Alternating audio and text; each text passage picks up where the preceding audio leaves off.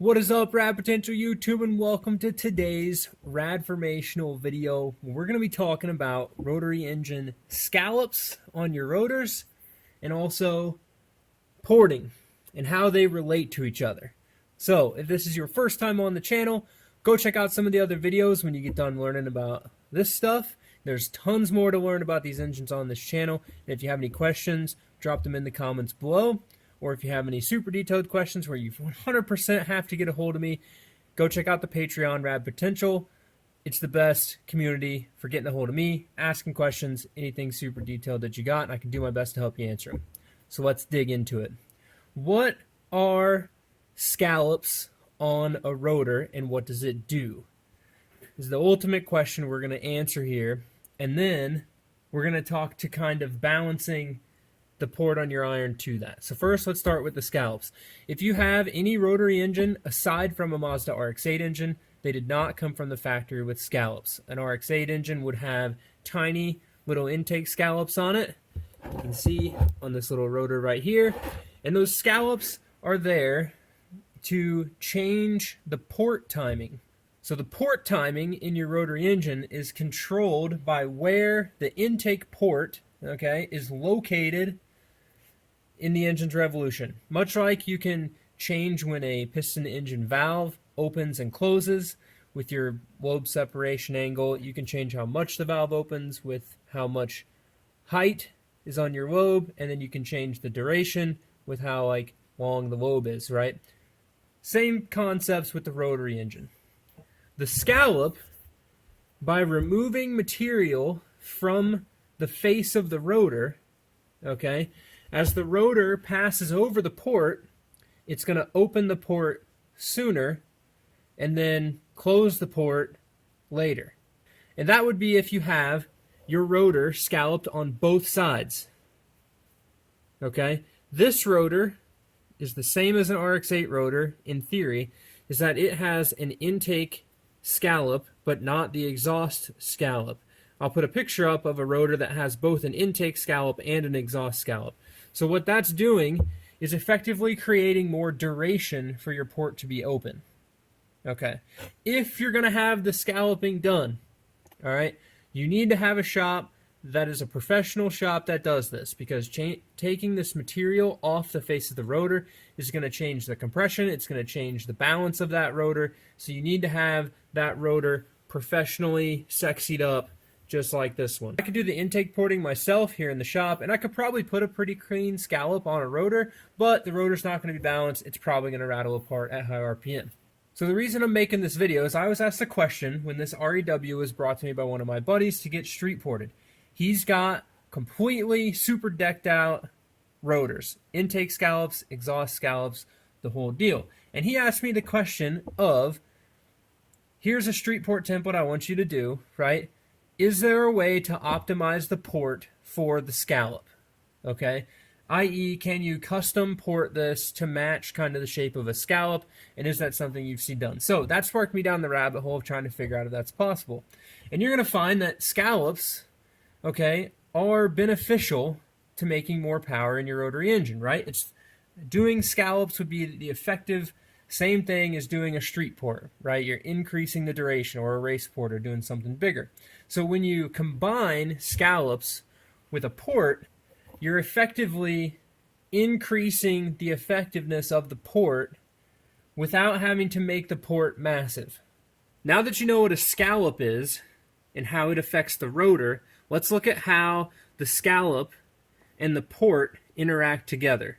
So in order to understand that, I'm going to teach you a little bit about these different ports. I'll show you how the scallop comes across the port in order to kind of understand balancing the port shape and the scallop. The first iron I've got sitting up here is a street ported REW 13B iron. Okay, I have marked on the face of this iron. You can see here, I have marked on the face of the iron the exhaust port, which would be in the housing. That's where it lines up. And the intake port is up here. Okay, now comparing the street port to a stock port REW, I've got this fancy straight edge here with some lines. So the black line on this straight edge is a stock port REW. So you can see, looking at the gold line, and then also just comparing it to the iron, that the gold line, which is the street port, has opened that port up taller, so it's opened it sooner and closed it later, made the port taller, over the stock one. Comparing the stock port to the street port with regard to how far back towards the intake face of the iron, we haven't done much to pull the port backwards. Pulling the port backwards, just like this Bridgeport iron here, you can see how much more of the port is behind the straight edge and open between the face of the intake and where the port starts, okay? The coolant seal. It's just way closer to the coolant seal. By pulling the port towards the coolant seal, you're increasing the overlap in the engine. So, to better understand the overlap is when your intake port and your exhaust port are open at the same time, okay? In a high-strung NA engine, you want some overlap, okay? Because you're using the exhaust to help scavenge the air into the intake faster, and then it closes the intake port to close that velocity off. But you get more air in. It's the suction, it's the braps, it's the exhaust pressure goes into the intake, and then the intake sucks more air in. So you've created this in and out effect in your intake manifold, right? That's the overlap. That's why your piston engines, when you have a short lobe separation angle on the cam, meaning the exhaust and intake valve are open together, it pushes exhaust pressure back into the thing and then sucks more intake in. Same theory here. So, seeing that I've got our exhaust port marked, I've got my chopped up rotor. If you've never seen one, it's hollow on the inside. And I'm just going to hold the rotor up on here to the best I can to show you that as this rotor rotates with this street port, you can see right here the exhaust port is still open. We're going to start coming around. The exhaust port's going to start to close, and you're going to see that intake port just start to peer there. Okay? Notice how much iron you see before you see that intake port start to open. So a lot less overlap than, say, the Bridgeport engine, which, if you remember, the bridge is all the way back here. So that bridge is going to have substantially more overlap because the bridge is going to start opening while the exhaust isn't even beginning to close. Alright, so if you think of that relationship of the overlap to where the rotor is, and then think of a scallop, which I've marked here in the gold, as the rotor, okay, this would be your intake scallop, starts to come up here, it's going to increase the overlap a little bit, right? But it's not going to increase the overlap as much as a Bridgeport. However, you're going to get a substantial gain in duration. It's going to open the port sooner with the scallop without sacrificing that much overlap, and then you're going to close the port much later with the scallop here, okay, as this rotates around again.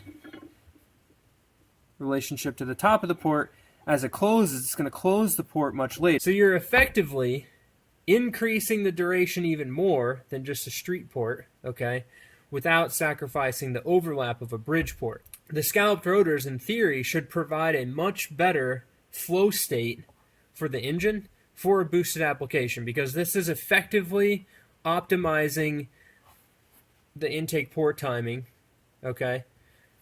Because on an REW, this won't have any effect on exhaust port timing, because the port timing of the exhaust is done by the apex seal. The scallops are optimizing the port timing for a boosted application versus just porting the crap out of your iron and not doing the scallops, which is ultimately going to make your boosted car, yeah, you have more overlap, so you're losing boost pressure into the exhaust, which might be negligible.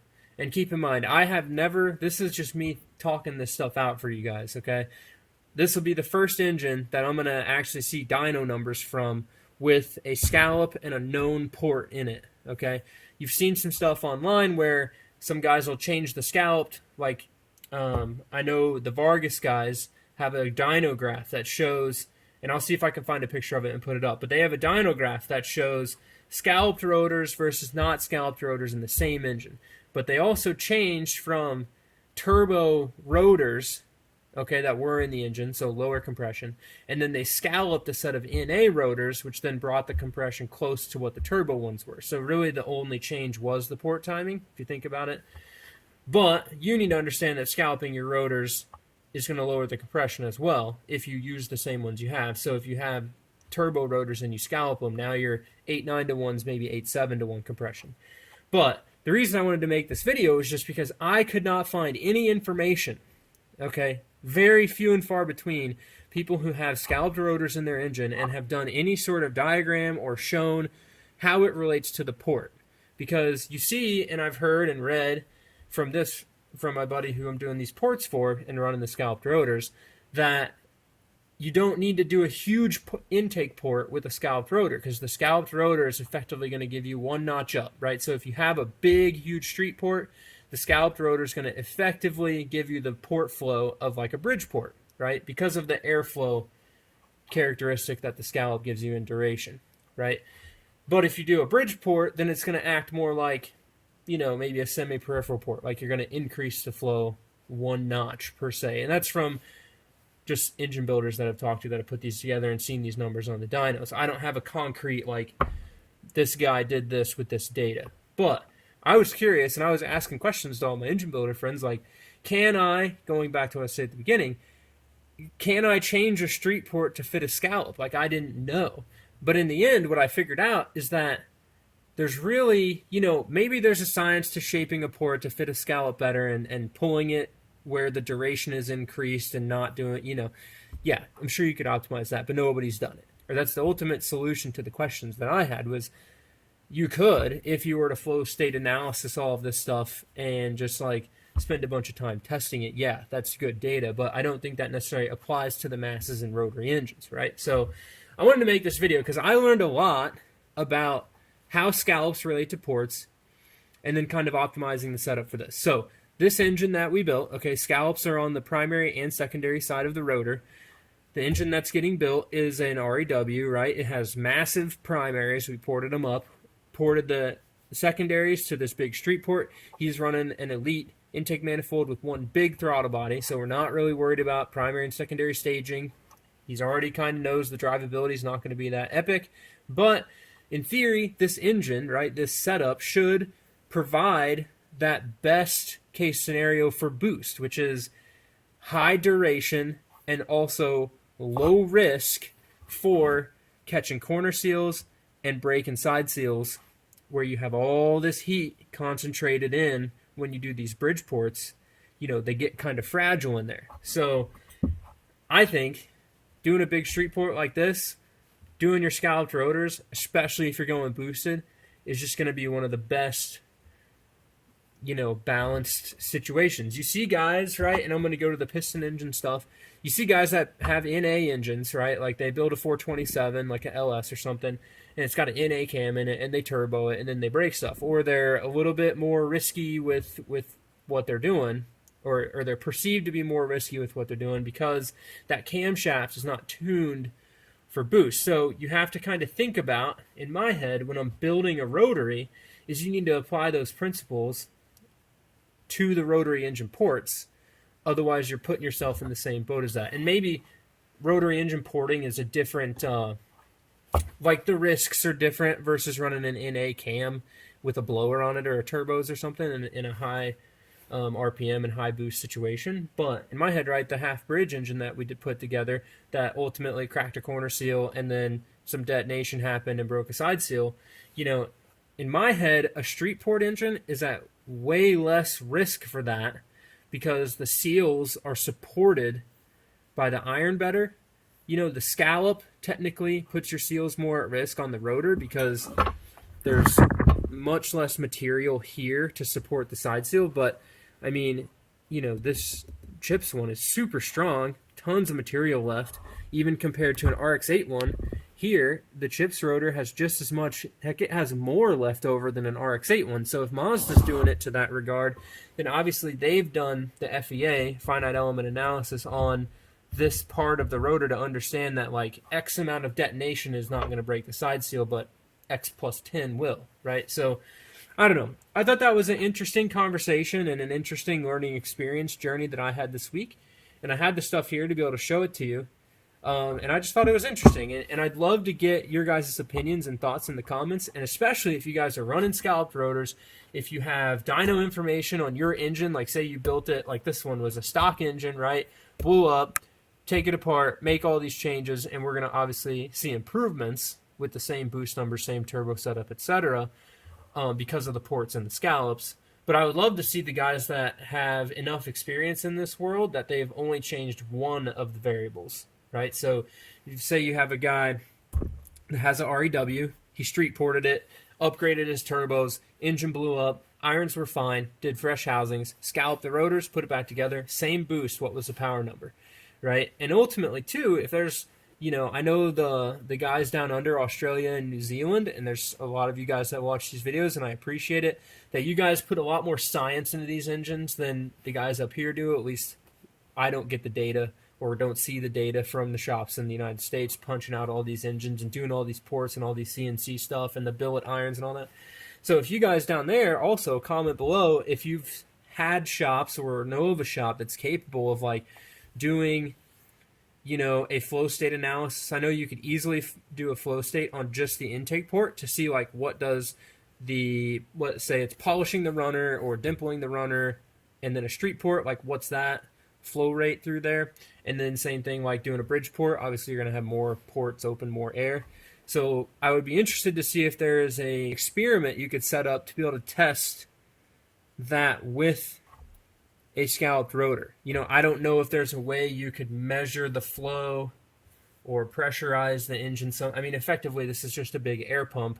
So if there's a way to be able to put a set of scalloped rotors in an engine and then measure the airflow in at a certain RPM and then take the scallops out, put a non-set in, right, change only that variable, and then do the same thing and measure the airflow. I don't know. I'm sure there's a way to do that. I would love to be able to do that. So if you would want to see me ultimately do all this cool flow state testing, which I 100% would love to be able to do and try to be able to spend some money and set up the experiments for that, I would be so down to try it.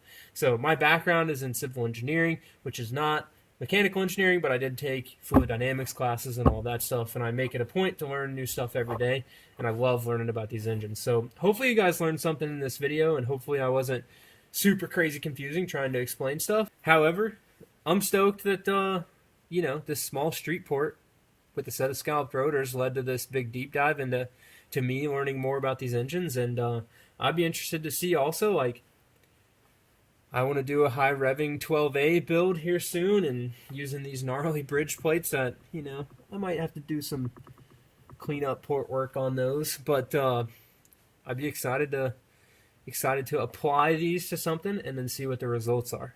And I don't mind taking my own personal engines apart, guys. So, Death Trap behind me, it's got an S5 T2, just street ported, big turbo. We're just trying to go maximum track reliability, but, that's got FD rotors in it. I think I've got a set of, for sure, S4 NAs or something over here that I can have scalloped, and we could just pull that engine apart, change just the scallops, and then go see, like how it drives, and maybe, I don't know how to necessarily measure the engine's efficiency, but, comment below if you know a way. I'll get Justin involved. He's a super smart engineer as well, and we'll see what we can come up with. So with that, guys, I hope you guys learned something. Thank you guys so much for watching. As I mentioned at the beginning of the video, go check out the Patreon if you want to support the channel and get excited because we're getting ready to get back into car building craziness. I've spent hundreds of hours fixing the metal, doing the body work on this car, and I cannot wait to show it to you guys. So with that, thank you guys so much for watching. Keep it rad, and we'll see you in the next one. This is what cold leady looks like, right? Cold leady.